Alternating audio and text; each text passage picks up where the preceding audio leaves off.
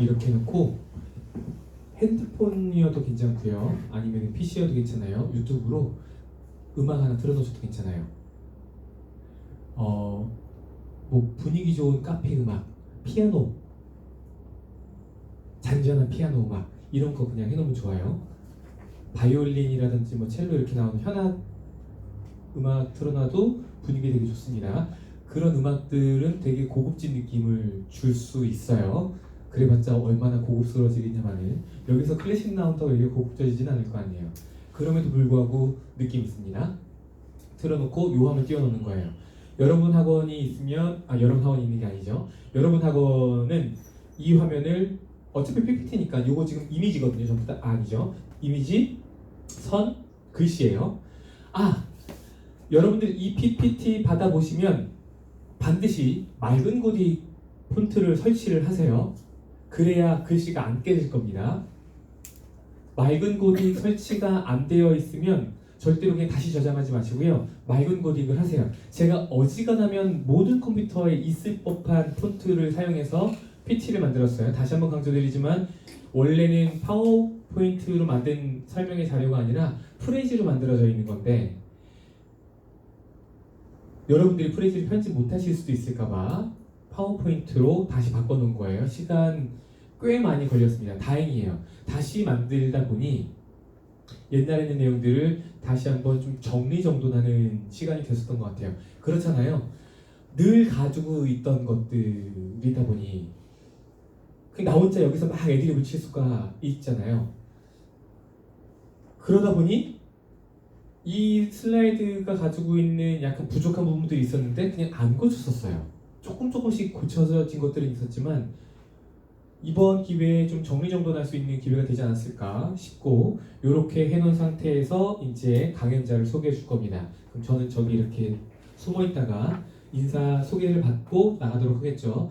그때 나를 어떻게 소개할지 좀 적어두세요. 그리고 사회자는 보면서 이야기해도 괜찮아요. 특히나 강연자 소개할 때는 보고 스펙 읽어줘도 괜찮습니다. 여러분들 스펙 중에서 자랑할 만한 거 있으시면은 꼭 그렇게 읽어달라고 하시는 게 좋습니다. 저 같은 경우는 맨 마지막에 학습과학 전문가 김성태라고 꼭 앞에 붙이라고 해요. 내 이름을 앞에 붙이는 수식어는 내가 정하는 거예요. 내가 이걸 계속 부르고 다니면 그냥 사람들도 자연스럽게 그렇게 부르기 시작할 거예요. 저는 학습과학 전문가라고 통칭해서 매번 이렇게 사용을 합니다. 강연자 프로필 여기 여러분들 넣으시면 돼요. 저는 이렇게 넣어놨습니다. 이거 이렇게 하면 안 되는데 자꾸 또 강의 설명을 어떻게 하는지 강의를 하고 있잖아요. 설명을 해야 되는데 아이고 어색해라.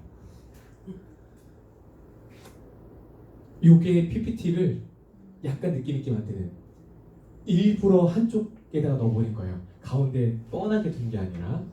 그리고 이렇게 했을 때 라인 하나 그어주니까 조금 더 느낌 있죠. 요 정도 디자인적인 요소들만 사용해도 괜찮습니다. 자, 오늘 준비한 내용은 다음과 같습니다. 첫 번째, 불편한 진실.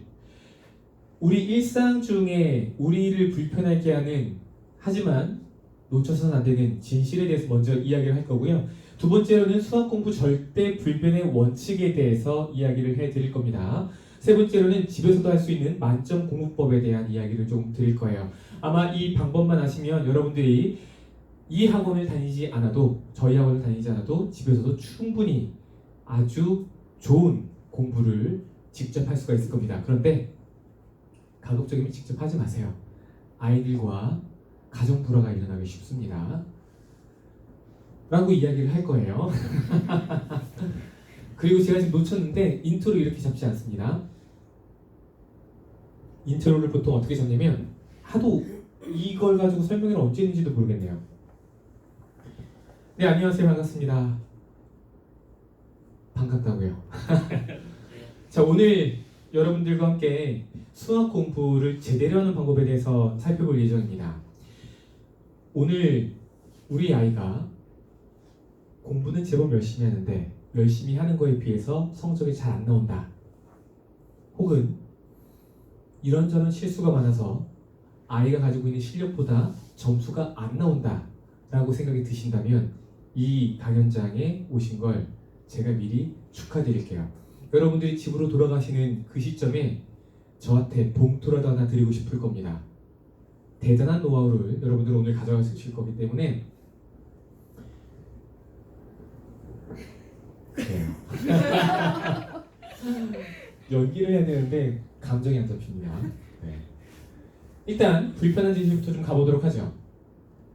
중학교 교실 속의 모습입니다. 반에서 30명 중에서 1등하는 학생의 엄마는 이렇게 생각을 해요. 아이가 서울대 간다고. 그래서 이 엄마들은요, 공부 이외에는 아무것도 안 된다라고 이야기합니다. 그 다음 등급으로 가볼까요? 2등에서 5등 정도 하는 학생, 여전히 상위권이죠. 여기 아이가 스카이를 간다고 믿고 있습니다. 주 예수보다 더 강하게 믿어요. 재밌는 사실은 S를 안 뺐다라는 거예요. 연고대가 아니라 서울연고대라는 거죠. 주변의 학원을 휘두르면서 하나라도 더 배우려고 열심히 노력을 하십니다. 6등에서 10등까지는요, 우리 애가 머리는 좋은데 성적은 점점점. 그래서 머리가 좋다는 아이와 심하게 갈등합니다. 물론 이런 아이들이 대체적으로 초등학교 저학년 때 진짜 머리가 좋다는 이야기를 주변에서 들어봤을 수 있어요. 하지만 보통 그런 평가들은 친인척으로부터 받습니다. 할머니, 할아버지, 걷기만 해도 박수치고 난리가 되는 그런 집안에서 아이가 숫자를 조금 빨리 읽겠다고 또는 말을 빨리 듣다고 표현하는 게 조금 더 언어 구사 능력이 좋다고 해서 천재 소리를 듣기 시작하죠. 하지만 제가 여태까지 살펴본 바 전혀 머리가 좋은 경우를 못 봤습니다. 11등에서 20등 중위권이죠. 조금만 하면 상위권 될 거라고 아직도 기대를 저버리지 않습니다. 그래서 아이를 엄친아의 원수로 키우죠. 마지막 21등에서 30등입니다. 하위권 아이들이죠. 예전에 공부 잘했다고 믿어요. 특히나 중학교 교실에서 이 정도 성적대는 학부모님들과 신규 상담을 진행을 할 때 엄마가 한결같이 옛날에 공부 잘했다고 하더라고요. 여러분들 잘 알고 계시는 것처럼 초등학교 시험이 어렵습니까? 대체적으로 90점 밑으로 나오면 공부를 지지리도 못하는 거라고 볼 수 있겠죠. 왜냐면 시험 문제가 대체적으로 쉽기 때문에. 중학교 올라오는 순간 드디어 인생의 쓴맛을 보기 시작하죠. 어떻게 시험 점수가 70점도 안 나올 수가 있죠? 그렇죠? 그러니까 이 성적이에요. 실제로 엄마들이 생각했을 때 아이의 성적을 보통은 100점, 그래도 늘 90점 이상 그 아이랑 직접 만나서 이야기를 해봅니다. 너는 보통 성적이 어느 정도 나와? 초근육 뭐 한 80점, 90점 왔다 갔다 거리는데요? 너 엄마가 너 100점 맞는다던데? 아, 옛날에 한 번 100점 맞은 적 있어요. 근데 그때 시험이 되게 쉬워가지고 그때 우리 반에 7명이 100점 맞았어요. 아이가 더 솔직하겠죠. 엄마의 기억 속에는 우리 아이의 성적은 100점이에요. 90점이거나 90점 미만으로 떨어졌던 성적 같은 경우에는 기억하지 않습니다. 이런 것들을 보고 확증 편향이라고 하죠. 우리 애는 머리가 좋은데 이 점수는 우리의 점수가 아니야. 이 점수는 실수한 거잖아. 시간이 모자랐잖아. 이렇게 별별 핑계대면서 기억 속에서 그 점수를 지워버립니다. 그리고 눈물과 한숨으로 기도를 하죠. 자, 냉정한 현실은 이겁니다. 반에서 1등하는 중학생 전국에 17,432명이에요. 전국에 한 학년에 중학교의 교실의 개수가 17,000개가 넘습니다. 즉 반에서 1등하는 애들을 싹 모아두면 17,432명인데 3,400명 정도를 뽑는 서울대를 간다라고 굳게 믿고 있는 게 우리의 현실이에요. 상위 스카이 입학 정원 볼까요? 11,876명입니다. 제가 얼마 전에 다시 정리한 자료예요. 어때요?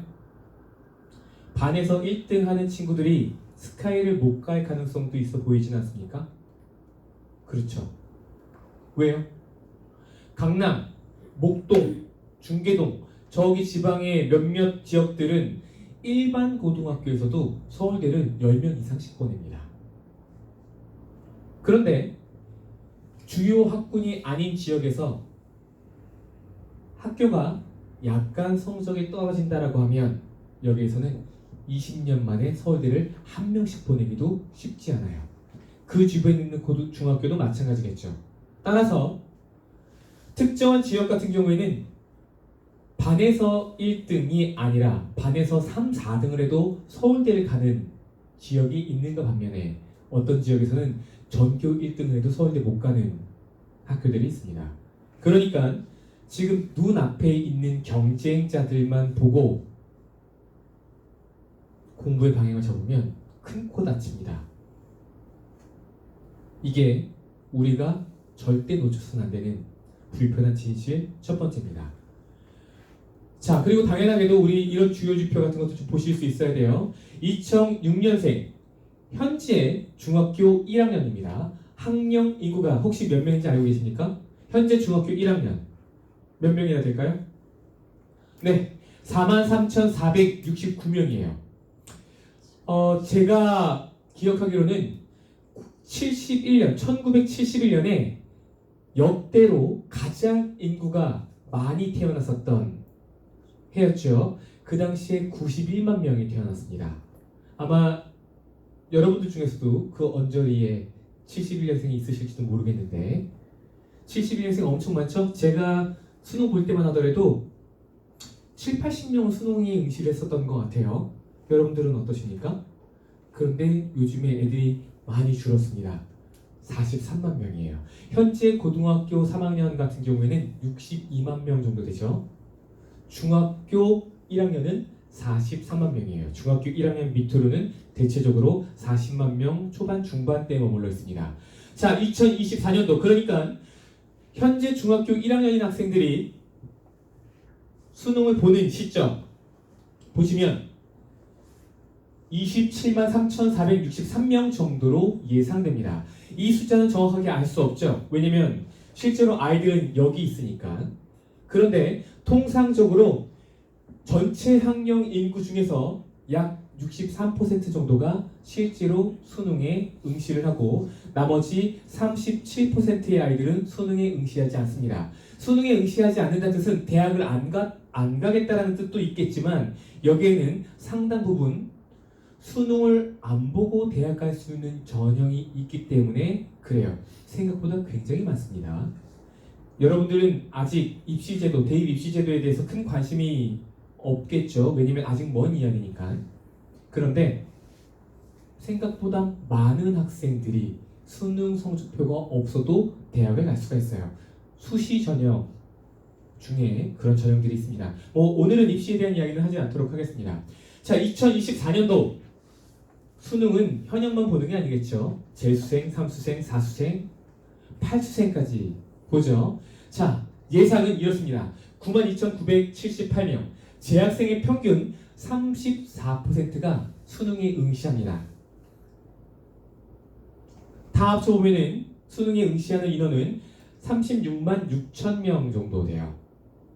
이제 여기서부터 우리가 봐야 될 건 실제로 대학에서 몇 명의 학생들을 뽑는지 전체도 한번 따져볼까요? 2024학년도 대학 선발 인원, 물론 이것도 예상입니다. 올해 같은 경우에는 34만 7천 명 정도 뽑는 걸로 제가 지금 숫자를 얼핏 기억하고 있어요. 작년에 비해서 900명 정도 줄었습니다.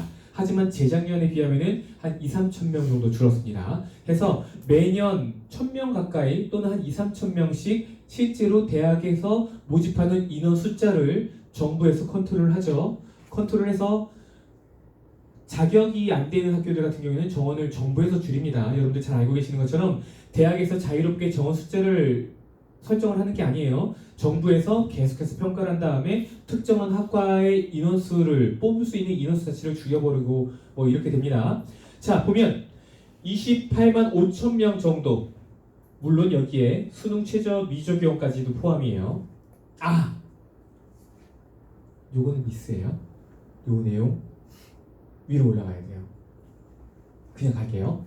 자, 2024년도 서울 주요 10개 대학 선발 인원은 35,000명입니다. 아까 스카이만 봤을 때 11,000명 정도. 그렇죠? 전국의 중학교가 몇 개인지 아십니까? 3,214개.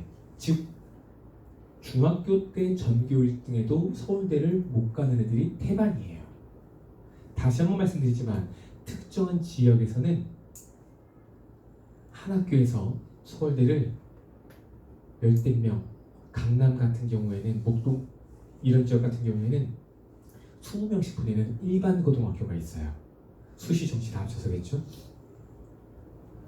뭐 여러분들이 잘 알고 계시는 것처럼 용인자사고라든지 특목고들 있죠. 이런 데 같은 경우에는 80명, 90명씩 보내잖아요. 네, 이게 현실입니다.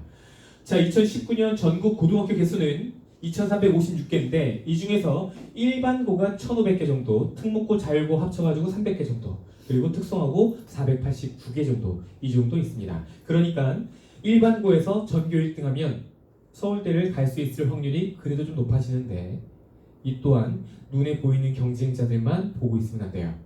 눈에 보이지 않는, 즉 교실 밖에 있는 아이들과 경쟁해서 싸워서 이기게 됩니다. 이게 여러분들이 이 자료를 바탕으로 해석해내셔야 되는 함의라고 보시면 될 것 같습니다. 자, 등급 조교표, 이 내용들은 쉽죠? 여러분들 이미 좀 보셨을 텐데 4등급 1등급부터 9등급까지 현재 내신 등급을 이렇게 매기고 있습니다.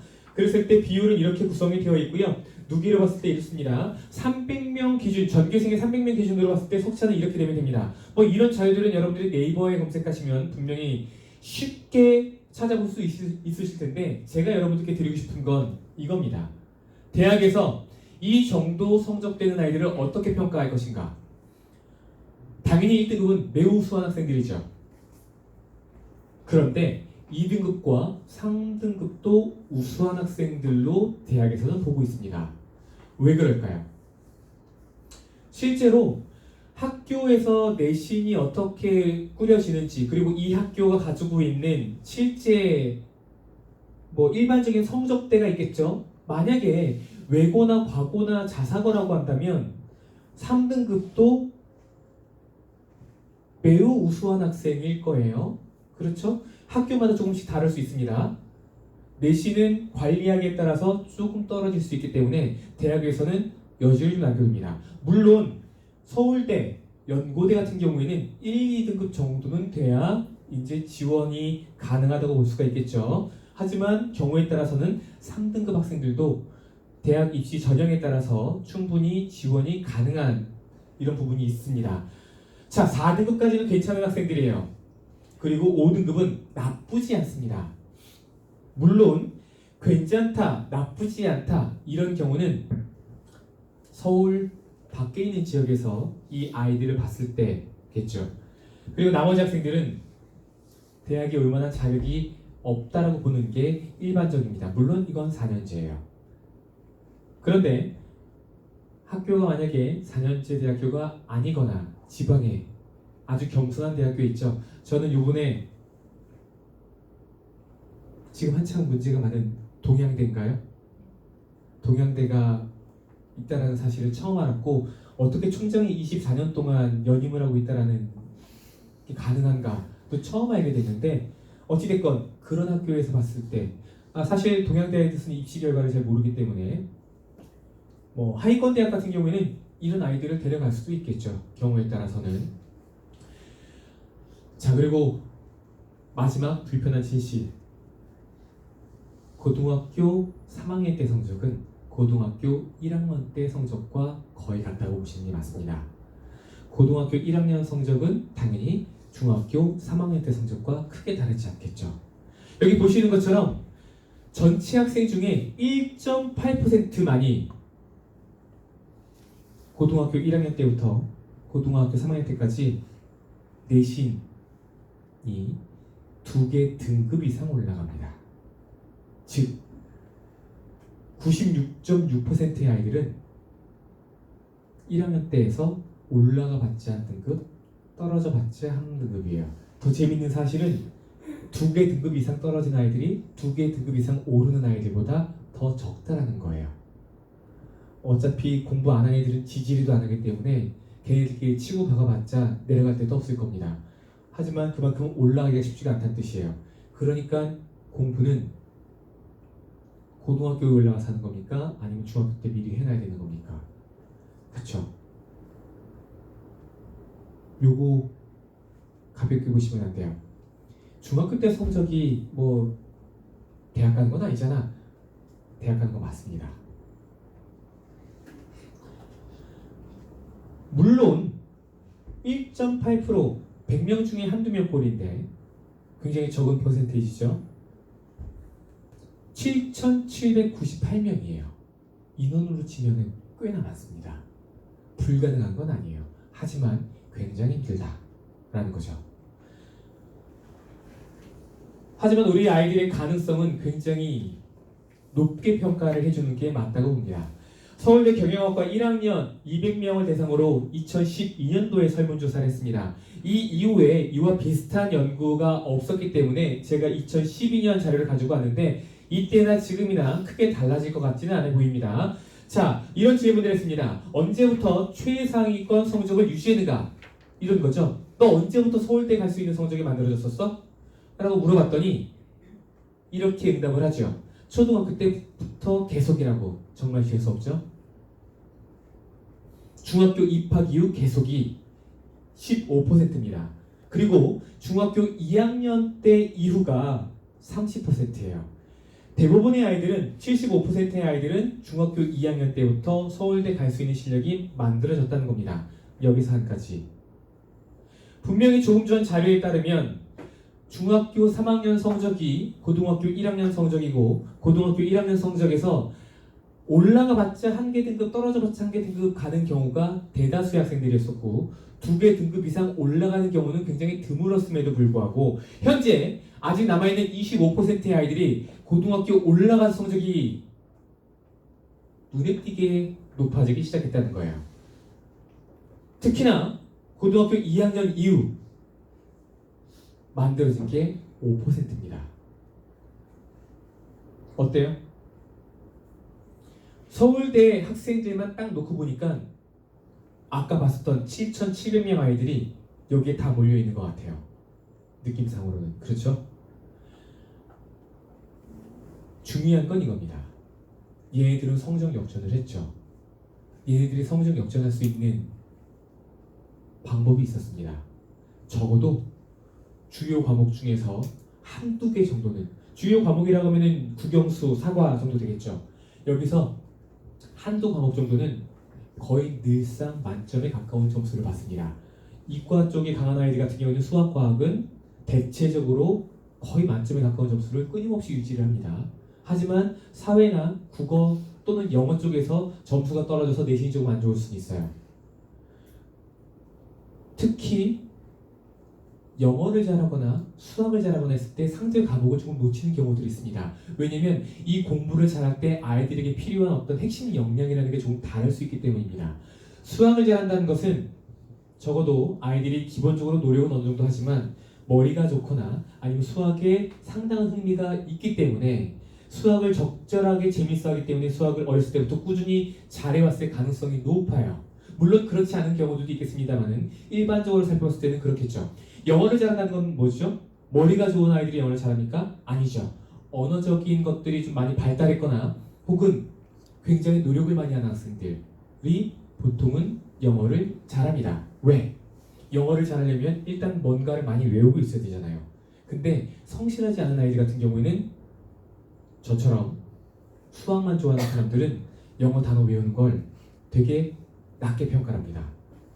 영어 단어야 뭐 언제든지 맘만 먹으면 외울 수 있잖아. 그러니까 지금 안 외워도 괜찮아 하고 자기 합리화를 신나게 하죠. 그리고 지금 영어 단어를 안 외워도 되는 이유를 찾습니다. 게으르니까 그렇습니다. 그렇죠? 여러분들은 뭐 영어 단어 잘 외우신 표정이신가요 지금? 자, 성적 역전 가능합니다. 이렇게 많아요. 5%예요. 고등학교 올라와서 중학교 3학년 때까지만 하더라도 성적이 안 나오던 아이가 고등학교 올라와서 성적이 쭉 올라온 아이들이 분명히 있습니다. 그렇죠. 개인적으로도 저도 고등학교 2학년 때부터 지금 학교를 갈 수 있을 만한 성적이 많떨어지게 됐습니다.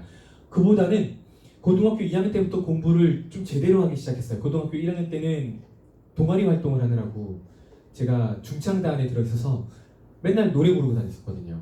근데 목소리 들으면 아시겠지만 공부를 안 했어요. 맨날 음악실에 저녁 10시까지 노래 연습하고 있었습니다. 6시부터 10시까지 배짱이었죠.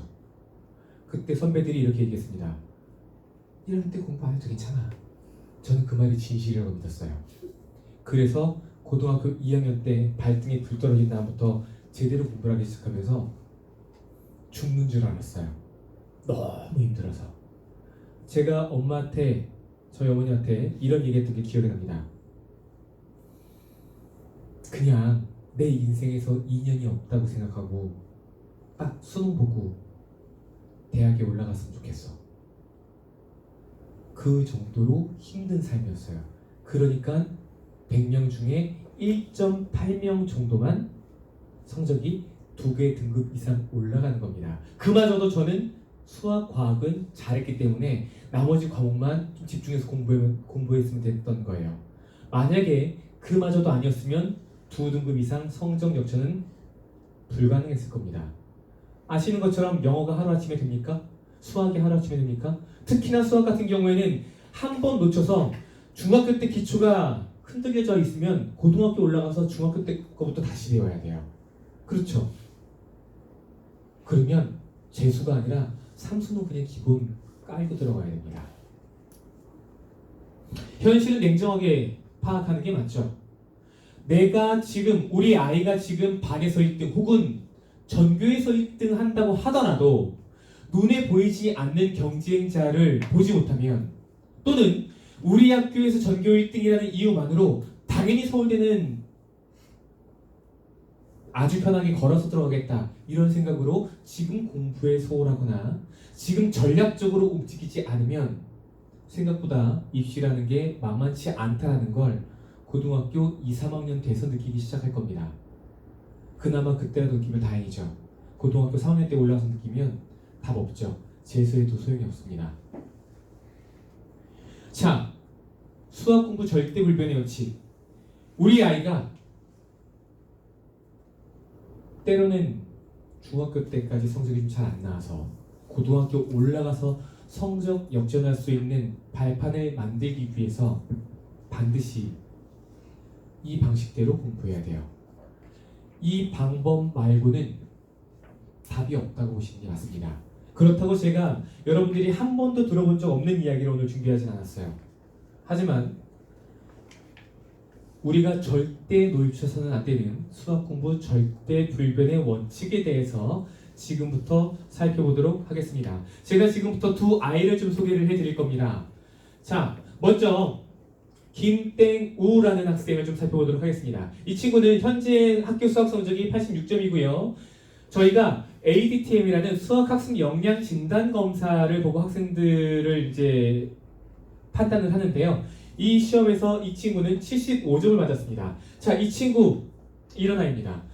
학원을 열심히 다니는 것 같다. 하지만 확인할 방법이 별로 없다. 이 친구의 엄마가 이렇게 말씀을 하셨어요. 숙제는 제법 잘해가는 듯하다. 하지만 별표가 하는데 제대로 처리가 되는지 모르겠다. 풀이 과정이 중요하다고 하는데 우리 아이는 엉망이다. 서술형에서 감점도 많이 받는다. 대충 이 정도면은 오히려 아이랑 조금 닮은 구석이 있다라는 생각이 드시는 분들이 많으실 겁니다. 많은 아이들이 이런 약점들을 좀 가지고 있죠. 어려서부터 머리가 좋다는 이야기를 자주 들었다. 문제를 끝까지 읽지 않아 틀리는 경우가 많다. 그래서 이 친구는 좀 덤벙거리는 성향이 있다고 합니다. 어떻습니까?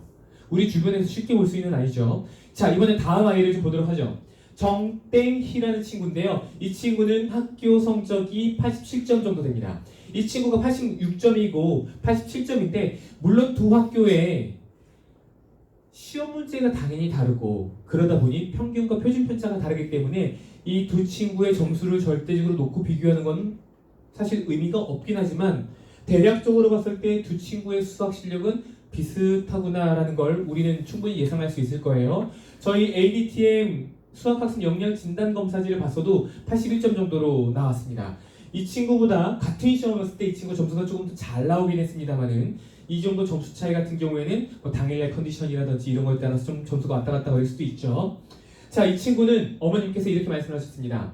학원 숙제는 정말 열심히 한다. 글씨 쓰는 속도가 많이 느리다. 문제 푸는 속도도 느려서 시험 시간이 부족한 편이다. 시험에 상당히 걱정이 많고 긴장도 많이 한다. 다른 과목은 다 잘하는데 수학이 문제다. 오빠가 동네에서 유명한 전교 1등이라고 합니다. 아마 이 친구 공부 잘하는 친구인데 다른 과목은 거의 다 만점에 가까운 점수래요. 그런데 수학만 80점대밖에 안 나오는 거예요. 이 친구는 당연히 수학도 100점 받고 싶어 하겠죠. 그런 실력이 있을지도 모르겠습니다. 여기에 81점 나왔다는 뜻은 이 아이가 충분히 90점은 넘길 수 있는 아이인데 어떤 이유로 지금 감점을 당하고 있다고 보는 게 맞을 것 같습니다. 자, 이럴 때 오빠 때문에 이 친구는 좀 많이 눌려 있을 거예요. 눈높이가 굉장히 높겠죠. 오빠가 공부를 잘하니까 이 친구만큼 공부를 하는 건 공부를 잘하는 축에는 못 끼는 거겠죠.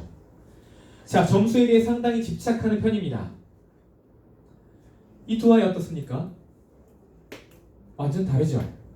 그런데 이 두 아이는 초등학교 4학년 때부터 중학교 1학년 때까지 같은 교실에서 공부했어요.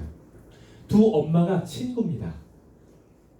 그래서 처음에 학교를 보낼 때 같이 상담을 받으러 다녀서 마침 둘이 진도는 당연히 똑같았을 거고 아이의 입학 테스트 점수가 비슷했기 때문에 같은 반에 배정을 받았습니다. 두 아이가 같은 반에서 공부를 하면서 진도는 계속해서 똑같았겠죠. 아이들이 공부하는 것도 저 바깥으로 드러난 점수가 거의 엇비슷했기 때문에 학원을 두 차례 옮겼음에도 불구하고 계속 같은 교실에서 공부를 했어요. 그런데 여러분들이 보시는 것처럼 이 두 아이가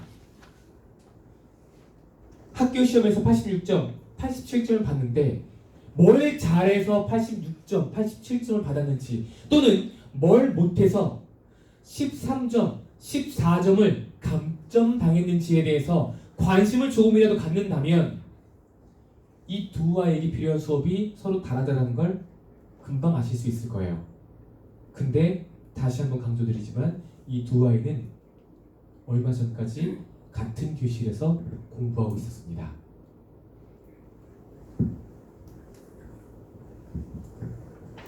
문제가 있다고 생각합니다. 저는. 동의하십니까?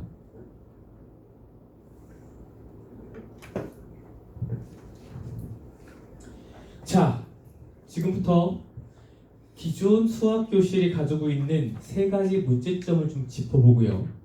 기존의 그런 문제점들을 개선하는 방향으로 해서 수학 공부 절대 원칙을 하나 둘씩 찾아나가다 보도록 하겠습니다. 자, 수학학원이 우리 아이를 수포자로 만드는 세 가지 방법에 대해 설명을 드릴 건데 혹시 여러분 수포자가 몇 명이나 되는지 몇 퍼센트 되는지 알고 계십니까? 초등학교는 48%, 중학교는 60%, 고등학교는 70% 정도가 수포자라고 응답했습니다. 사교육 걱정 없는 세상이라 곽흥근 국회의원이 2015년도에 조사한 자료에 따르면 고등학생의 70%가 수학을 포기했다라고 응답을 했어요. 놀라운 사실은 초등학교 학생들이 무려 48% 절반에 가까운 학생들이 본인이 수학을 포기했다고 이야기를 한다는 거죠. 아니 초등학교 때 뭘 공부했다고 수학을 벌써 포기하죠? 저는 개인적으로 잠재적 수포자가 더 문제라고 생각합니다. 잠재적 수포자란 제가 내린 정의에 따르면 다음 달에 수학을 포기할지 그 다음 달에 수학을 포기할지 고민하고 있는 친구들이에요. 즉 아직까지 수학의 끈을 내려놓고 있진 않지만 언젠간 혹은 조만간 수학을 내려놓을 만한 아이들입니다. 자, 이런 수포자가 만들어지게 된 게 아이가 문제여서일까요? 아니면 그 아이를 그렇게 만든 어른들의 문제일까요? 아이들이 수학학원을 안 다녀서 수포자가 됐을까요? 아니면 수학학원을 다녔음에도 불구하고 수포자가 됐을까요? 여러분들은 아이를 수학학원 왜 보내십니까? 수포자 만들려고 보내는 건 아니시잖아요. 적어도 수포자는 되지 말았어야 되잖아요. 그런데 고등학생의 10명 중에 7명이 수포자라고 응답을 하고 있습니다. 중학생의 10명 중에 6명.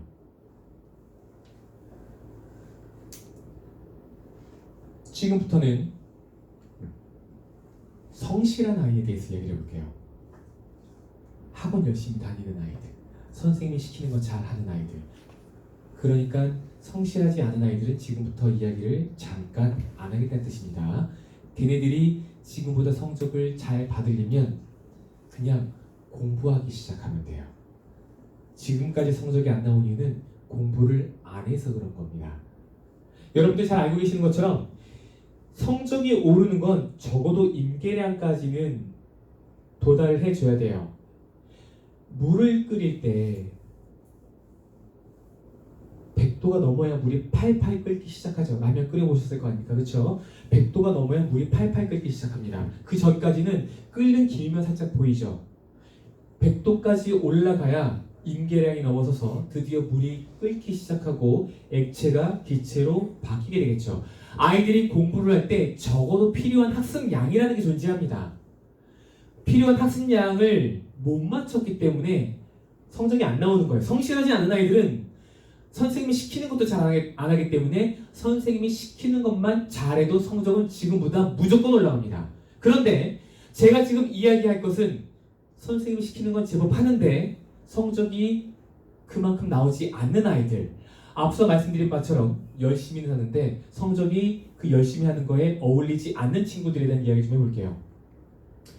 이 친구들이 처음에는 성적이 좀 오르는 것 같다가 나중에 성적이 더 이상 오르지 않아요. 80점대 아이들은 학원을 1년을 다녀도 80점대입니다. 무려 70점대인 아이들도 학원을 수년을 다녀도 여전히 70점대예요. 여기서 우리는 기존 수학 교실의 한계를 찾아볼 수 있습니다. 아이들이 숙제는 하는데 이것은 하지 않습니다.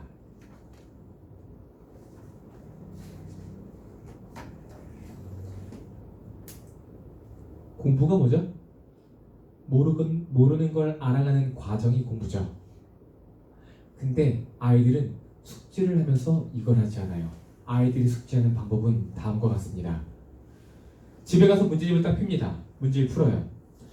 모든 숙제는 아이들이 쉽게 풀 수 있는 문제들이 한 70% 정도 포함이 되어 있고요. 물론 퍼센테이지는 좀 다를 수는 있습니다. 70% 정도는 아이들이 그냥 풀 수 있을 만한 문제, 그리고 한 20% 정도는 조금 고민하면 풀릴 수 있는 문제, 그리고 한 10% 정도는 고민해도 쉽게 풀리지 않는 문제들로 구성이 되어 있을 거예요. 이렇게 구성하는 이유는 제가 굳이 설명을 드리지 않아도 여러분들도 쉽게 아실 수 있을 거라고 생각합니다. 아이들은 문제를 딱 읽고 풀리는 문제들은 그냥 쫙 풀죠. 모르는 건 어떻게 하죠? 별표 칩니다. 그리고 채점을 하죠. 혹은 채점도 안 하는 경우도 있습니다. 채점은 반드시 아이가 직접 해야죠. 왜? 혹시라도 풀었던 문제들 중에서 어떤 이유로 틀린 게 있다면 왜 틀렸는지 그 자리에서 바로 살펴보는 게 맞습니다.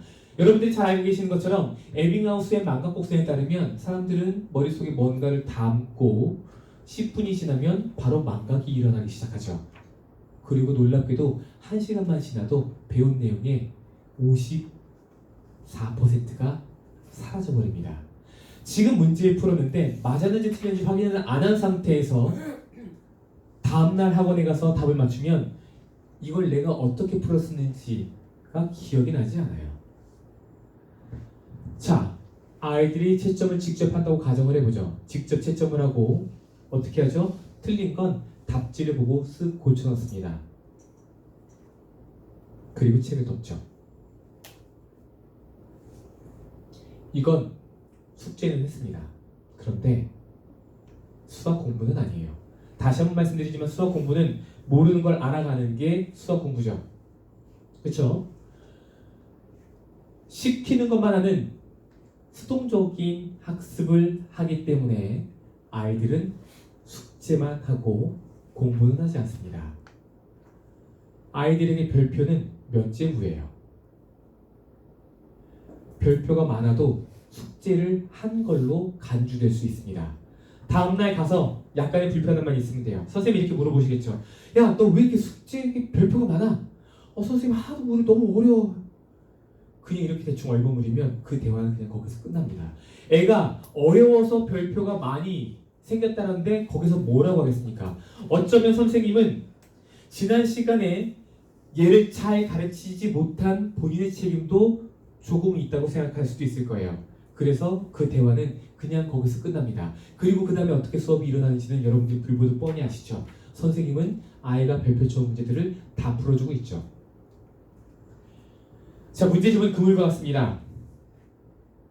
문제집을 푼다라는 건 내가 아는 것과 모르는 것을 걸러내는 역할을 할 뿐입니다. 그래서 문제집을 풀고 채점을 마치고 나면 드디어 내가 모르는 문제가 뭐였는지 수면 위로 떠오르게 될 거예요. 다시 한번 강조드리지만 공부는 모르는 걸 알아가는 과정이에요. 그런데 이 친구는 모르는 걸 찾아놓고 그대로 학원으로 또는 학교로 가지고 갑니다. 즉 공부를 안 하죠.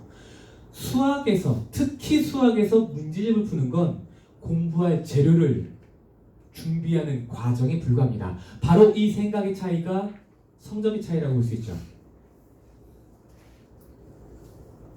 자, 여기서 찾아볼 수 있는 수학 공부 절대 불변의 원칙 첫 번째는요, 채점 후 수학 공부는 시작된다는 사실입니다. 놀랍게도 제가 그동안 만났었던 소위 수학을 좀 한다는 친구들은 한결같이 이렇게 공부를 했어요. 심지어 모르는 문제가 나오면 답안지를 보고 해설지를 보고 한 줄 한 줄씩 읽어가면서 이해가 되는 순간 책을 덮고 다시 지선으로 문제를 풀어봅니다. 때로는 해설지를 보는데 이해 안 가는 부분이 있어요. 그럼 거기에다가 빨간색을 밑줄을 긋고 와서 다음날 이렇게 질문을 합니다. 선생님, 여기까지는 알겠는데 그 다음부터 모르겠어요. 제가 딱 한마디만 해줘도 이 친구는 이렇게 반응합니다. 아, 맞다. 선생님, 제가 풀어볼게요. 지금 이 친구가 뭘 느꼈죠? 이 사실 하나만 알면 되는데 이걸 놓쳐가지고 이 문제가 이해가 안 됐던 거예요. 근데 그걸 지금 알게 됐죠. 얼마나 기쁜 순간이에요. 그렇죠? 이 문제를 진짜 자기 손으로 직접 풀어보고 싶을 겁니다. 이게 수학을 잘하게 만드는 첫 번째 원칙이에요. 수학을 잘하기 위해선 채점을 마친 다음에 그때부터 수학 공부 시작입니다. 물론 이건 쉽지 않습니다. 간단한 원리죠. 근데 쉽지 않습니다. 쉽지 않기 때문에 수학을 아무나 잘하지 못합니다. 자, 다음 사례로 넘어가 보도록 하겠습니다. 선생님은 열심히 수업을 하고 아이들은 열심히 수업을 듣습니다. 선생님이 설명해 주시는 내용도 대부분 다 이해했습니다. 배웠다, 이해했다, 알게 되었다. 여기서 보시는 것처럼 이해한 거랑 알게 된 거랑은 등호가 성립하지 않죠. 대부분의 아이들은 알 것 같은 상태에서 공부가 멈춰버립니다. 선생님이 설명을 드리면 알 것 같죠. 이해는 될 겁니다. 선생님이 설마 문제를 풀어주는데 개념을 설명해 주는데 아이가 이해하지도 못할 정도로 설명해 주지는 않을 거 아닙니까? 어떻게 해서든지 아이가 지금 이 문제를 어떻게 풀어야 되는지, 이 개념이 어떻게 적용이 돼야 되는지 아이가 충분히 이해할 수 있을 만큼 풀어서 설명해 줄 거예요. 근데 그게 아이의 지식은 아닙니다. 자, 기존 수학 교실의 한계 두 번째. 아이들은 배웠지만 모르는 게 많고, 더 놀라운 사실은 선생님은 아이가 아는지 모르는지를 몰라요.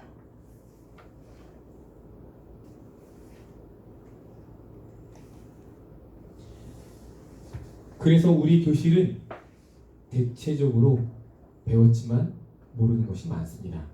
물론 사람들은 배우면 뭔가 지식을 머릿속에 담으면 시간이 지나면 까먹는 건 되게 자연스러운 일이에요. 인간은 망각의 동물이라고도 하죠. 그리고 앞서 말씀드린 바와 같이 에빙하우스의 망각 곡선에 따르면 사람들은 뭔가 머릿속에 잘 담아도 시간이 지나면 대부분의 것들을 다 잊어먹기 마련입니다.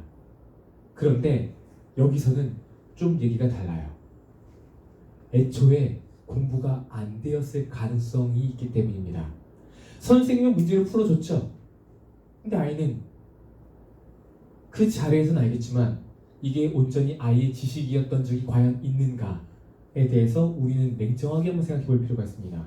여기서는 약간 보수적으로 접근하는 게 맞죠. 아이가 이 문제를 혼자 스스로 자기 힘으로 풀지 못할 가능성도 있다는 걸 염두에 둔다면 그 자리에서건 혹은 그 다음날이건 아이한테 한번 풀려봤어야 됐을 거예요. 그래서 진짜 아이가 이 문제를 풀 수 있는지 없는지 확인을 해봐야겠죠. 그 다음에 기억이 어느 속도로 망각되는가, 망각되지 않기 위해서는 어떻게 복습을 해야 되는가, 그 다음 단계라고 봅니다. 자, 첫 번째 합리적인 의심은 진짜 아이가 배웠을까? 두 번째는 지금 알고 있는 걸 나중에도 알고 있을까? 이 두 가지에 대해서는 우리가 충분히 의심해 보는 게 안전하죠.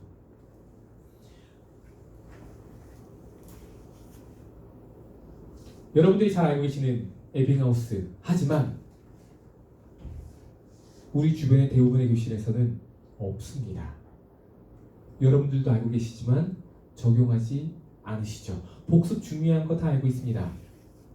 그래서 그 복습이 제대로 잘 이루어지고 있습니까? 복습은커녕 진도 나가기도 바쁘죠. 예전에 풀었던 문제를 또 공부하는 것보다 오늘 내준 숙제 많이라도 해가는 게 좋겠다라는 생각이 드는 아이들도 있습니다. 자, 여기서 찾아볼 수 있는 수학 공부 절대 불변의 원칙 두 번째, 철저한 누적 복습입니다. 수학은 한 번 틀리면 그 문제 푸는 방법을 선생님 또는 답안지를 통해서 배워서 내가 직접 손으로 풀어서 문제가 풀렸다고 하더라도 시간이 지나면 그 문제를 또 풀리기가 쉬워요. 여러분들 이미 수학 공부 학생 시절에 많이 하셨을 테니까 잘 아실 거라고 생각합니다. 저는 고등학교 3학년 때 정석책을 우리 다 공부를 하잖아요. 그러면 어떤 문제는 25번까지 반복해서 풀어본 적이 있어요. 왜 25번이나 반복해서 풀어봤을까요? 오늘 틀렸는데 내일 모레 보면 아 이거 어떻게 풀었었는데 하고 가물가물하기만 하지 이 문제가 풀리지가 않습니다. 그래서 해설지를 다시 봐야 돼요. 보자마자 바로 깨닫습니다. 아 이거 왜 이렇게 생각이 안 나지? 그러니까 그 문제 어떻게 해야 돼요? 또 풀어봐야죠. 왜? 또 까먹을 수도 있으니까. 보통 수학 문제가 틀리는 이유는 이 문제에서 필요한 개념이 무엇인지, 이 문제를 풀기 위해서 내가 어떻게 문제를 풀 수 있는 실마리를 어디서부터 찾아나가야 되는지를 못 찾기 때문에 그렇습니다. 즉, 이 문제를 풀기 위해서는 딱 이런 관점에서 문제를 바라봐야 되는데 나는 평상시에 문제를 풀 때 계속 이런 걸 위주로 푸는 거예요. 그러니까 이 문제 만났을 때도 딱 여기 방향으로 이거 아니면 이거를 적용해 볼 수 있습니다. 하지만 이게 통하지 않으면 나는 더 이상 방법이 없죠. 이 생각이 떠오르지 않는걸요. 그래서 보통은 수학이 한 번 틀리는 문제는 계속해서 틀리는 여러 가지 이유들 중에 하나입니다. 이 생각이 맨날 푸는 이 문제처럼 날리면 방법은 단 하나밖에 없어요. 이 문제를 푸는 이러한 생각을 되게 여러 번 반복하는 것밖에 없습니다. 어떻게 해요? 이런 생각이 자주 나오지가 않는데 이 문제까지 풀 수 있으려면 이 문제를 붙잡고 늘어져야 돼요. 한 문제를 풀더라도 꼭꼭 씹어 먹어야죠. 그리고 한 번 틀린 문제들은 나중에 또 틀릴지도 모르니 잘 관리하고 오답 정리하는 걸 넘어서 이 문제를 주기적으로 복습을 해야 됩니다. 하지만 이 복습이라고 하는 건 더군다나 누적 복습이라고 하는 건 굉장히 힘든 일이에요. 얘가 지난 시간에, 지지난 시간에 어떤 걸 틀렸고 그 중에서 어떤 걸 누적 복습해야 되는지 누가 어떻게 판단할 겁니까? 선생님이 일반적인 학원 교실에서 이거 다 해줄 수 있다고 봅니까? 그래서 여러분들은 누적 복습 시스템이 잘 갖춰져 있는 학원을 주변에서 보신 적이 있으세요? 없죠.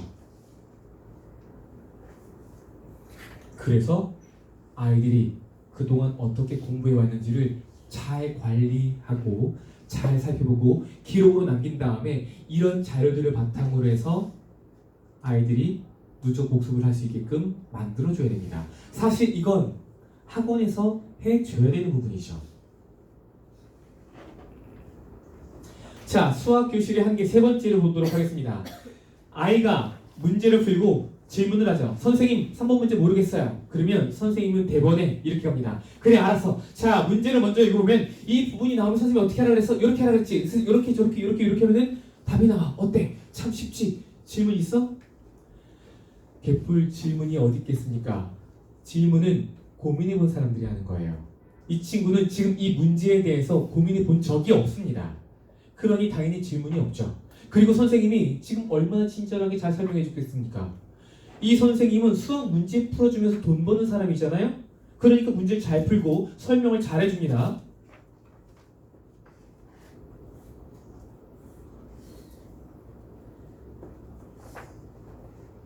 중요한 건 하나부터 10까지 다 알려주시는 너무 친절한 선생님 때문에 우리 아이들은 생각할 필요가 없어요.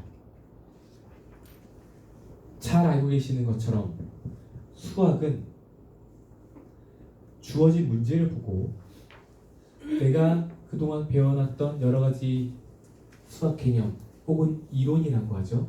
이론 등을 바탕으로 해서 이 문제를 해결할 수 있는 실마리를 찾아서 수학적인 절차를 따라서 정답을 구해내는 과정이 수학입니다. 수학 문제를 푸는 건 철저하게 논리적인 사고, 수리적인 사고를 요구하는 학문이에요. 단순히 더하기 빼기 이런 것들을 하는 학문이 아니죠. 수학은 생각해야 됩니다. 그런데 놀랍게도 교실에선 생각이 없어요. 생각할 필요가 없습니다. 제가 지금 말씀드린 이런 내용들이 아이들의 잘못이라고 생각하십니까, 여러분들은? 아니면 아이들을 이렇게 만든 여러분 혹은 학원에 탓이 있다고 생각하십니까? 연세대학교 이성호 교수의 교사 수준별 교수 학습법에 대해서 간단하게 소개를 좀 드리도록 하겠습니다. 참고로 연세대학교 이성호 박사님은 총장까지 거론이 됐을 정도로 본인이 마다하셨는데 굉장히 우리나라 교육계를 많이 발전시킨 유명하신 교수님 중에 한 분이십니다. 자, 이분이 구분하시는 하수들은 이렇게 수업을 한다고 합니다.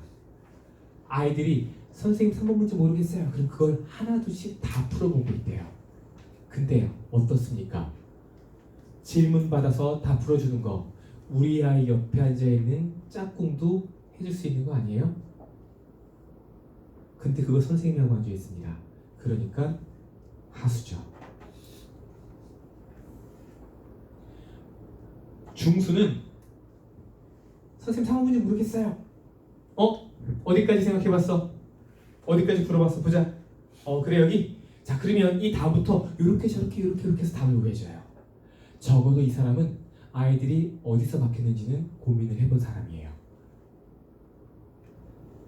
선생님 주도적인 교육은 큰 도움이 되지 않습니다. 중요한 건 아이가 문제를 풀다가 막혔거나 혹은 문제를 틀렸거나 했을 때 이 문제를 어떻게 하면 풀 수 있는지 이 포인트를 잡아줘야 돼요. 어떻게 하면 힌트를 찾아낼 수 있는지, 어떻게 하면 문제 안에서 조건을 발견해낼 수 있는지, 조건이라고 읽어낼 수 있는지 이런 것들을 보는 눈을 가르쳐줘야 되는데 매번 선생님이 주는 건 푸는 방법이에요. 노하우만 자꾸 줍니다. 근데 정작 중요한 건 노와이죠. 왜 그런 방법으로 풀려야 되는지가 중요한데 실제로 선생님들은 그냥 문제를 앉아서 다 풀어주고 있어요. 아이는 그 풀이 과정을 보는 순간에도 고민을 하지 않습니다. 의심을 하지 않고 생각도 하지 않아요. 그냥 가만히 앉아있으면 이 문제가 처음부터 끝까지 다 풀리는데 도대체 무슨 생각을 하겠습니까? 뭘 고민해 보겠어요? 이렇게 수업을 1년, 2년 동안 해보세요. 어떤 아이가 모르는 문제 만났을 때 스스로 고민해 보겠습니까? 옆에 자판기가 있어서 딱 누르면 답안지가 딱딱 나오는데 누가 여기서 문제를 더 잘 풀어보려고 노력을 하겠냐고요. 진짜 수학을 좋아하거나 아니면 좀 특이하거나 이런 친구들 제외하고 나머지들은 본인 스스로 고민 안 합니다. 그러니까 고등학생의 70%가 수포자죠. 말이 됩니까 이게?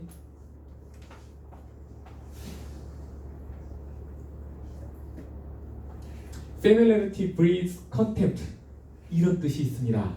원래는 친숙하면 소홀히 여긴다, 친하면 무례해지기 쉽다라는 의미를 가지고 있는데 이 미국의 속담에서 우리는 공부 못하는 아이들이 왜 공부를 못하는지 엿볼 수 있을 것 같아요. 익숙한 건 소홀해지기가 쉽습니다. 선생님이 문제 풀어주게 되면 알 것 같아요. 설명드리니까 안다고 생각할 겁니다. 아니, 아이는 안다고 믿고 있을지도 모릅니다. 선생님도 내가 설명해 줬으니까 풀 수 있겠지 라고 믿고 있을 거예요. 하지만 수업 시간에 아이랑 문제를 풀고 나고 이게 시험에 딱 나왔을 때 이 친구가 이걸 틀려오는 경험 여러분들도 하시잖아요. 여러분들 자녀가 문제 틀려가지고 왔어요. 전화했더니 선생님이 이렇게 이야기하죠. 그 수업 시간에 굉장히 여러 차례 다뤘던 문제인데 이 친구가 그걸 또 틀려가지고 왔네요. 여러 차례 다뤘던 문제인데 틀렸으면 애가 잘못이에요? 선생님 잘못이에요? 애가 그런 아이들을 그 선생님 처음 만나봤을까요? 아니잖아요. 근데 왜 그 실수를 지금도 또 하고 있죠? 선생님의 설명을 듣고 아는 것 같은 느낌이 들면 아이들은 그 내용에 소홀해지기 쉽습니다. 아이들을 진짜 제대로 관찰해 가면서 가르쳐 본 사람들이라고 한다면 모르지 않을 거예요. 그래서 저는 아이들이 수학을 잘 못하는 이유는 선생님 탓이 크다고 봅니다. 학교 선생님이건 학원 선생님이건 가리지 않고. NTL이라고 미국 정확한 명칭은 이겁니다. 국립훈련연구소예요. 근데 실제로는 행동과학연구소라고 불려지는 미국의 그 국가단체인데 연구기관입니다. 이 단체에서 러닝 피라미드라는 걸 만들었죠. 보시는 것처럼 렉처, 그리고 여기가 teach others입니다. 여기는 능동적인 학생의 중심인 학습이고요. 여기는 수동적인 학습이에요. 가장 효과가 떨어지는 게 렉처예요. 선생님 강의를 듣는 겁니다. 그나마 난 게 책을 읽는 거예요. 그러니까 선생님 강의를 듣는 게 아니라 차라리 답안지를 보고 스스로 고민해 보는 게 더 낫죠. 지금 여기 있는 퍼센테이지 같은 경우에는 공부를 마치고 2주일이 지난 다음에 몇 퍼센트를 기억하는가를 나타낸 퍼센테이지라고 보시면 됩니다. 디스커션, 프랙티스 도잉, 아이가 직접 문제를 스스로 풀어보는 거예요. 그리고 teach others, 친구를 가르쳐 줬을 때 이 내용은 한 번 내가 문제를 친구한테 풀어주면 이 내용은 거의 대부분 다 기억합니다. 그러니까 공부 잘하는 아이들이 친구들이 뭔가 질문을 했을 때 그걸 풀어주게 되겠죠. 그래서 이 친구들이 공부를 더 잘하게 좋은 거예요. 마태효과죠.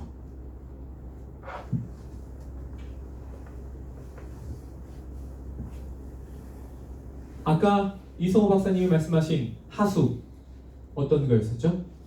그냥 바로 문제 풀어줍니다. 중수 어디서부터 모르는지를 확인하고 거기서부터 문제 풀어줍니다. 그렇다면 고수는 어떻게 수업을 할까요? 어떻게 수업을 해야 진짜 좋은 수업일까요? 당연하죠. 아이가 스스로 생각할 수 있게끔 만들어주는 수업입니다. 만약에 어떤 선생님이 간혹 나오는 풀리지 않는 어려운 문제를 아이들에게 질문으로 받았다고 가정을 해보죠. 선생님도 가끔씩 모르는 게 있을 수 있기 때문에 문제를 딱 보면서 당황할 겁니다. 바로 풀이 방법이 떨어지가 나서. 그때부터 선생님이 뭐 할까요? 풀어보려고 노력을 하겠죠. 문제를 뜯어보기 시작할 겁니다. 이 문제가 어느 단원에서 나왔을까? 어떤 개념을 물어볼까? 이 방법을 적용하면 풀릴까? 이 조건들이면 충족한가? 이런 것들을 고민해 볼 거예요. 바로 그때 선생님 머릿속에서 어떤 생각들이 흘러나가겠죠. 이 문제를 풀기 위해서. 그 생각을 아이가 할 수 있게 만들어주는 게 수학 수업입니다. 그렇죠?